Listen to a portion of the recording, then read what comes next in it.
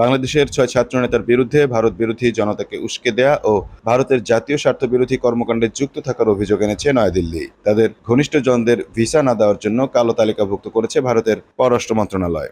ইতিমধ্যে এ সংক্রান্ত মৌখিক নির্দেশনা ঢাকাস্থ ইন্ডিয়ান হাইকমিশনে পাঠানো হয়েছে। দিল্লিতে কর্মরত কয়েকজন ভারতীয় গণমাধ্যমের সাংবাদিক দ্য মিরর এশিয়াকে বিষয়টি নিশ্চিত করেছেন।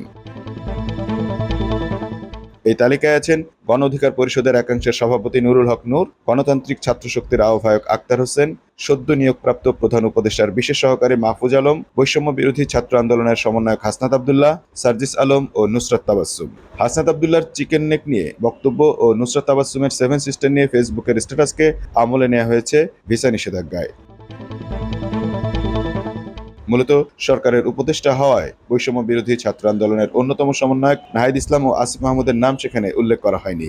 মাহফুজ আলম সরকারের অংশ হওয়ার আগেই এই নোটটি পাঠানো হয়। ফলে অন্তর্বর্তী সরকারের প্রধান উপদেষ্টা ডক্টর মোহাম্মদ ইউনূসের বিশেষ সহকারী হওয়ার পর মাহফুজ আলমের জন্য ভিসা নিষেধাজ্ঞা প্রযোজ্য হবে কিনা তা জানতে পারেনি the mirror Asia. Mamun Mahfuz, time news desk.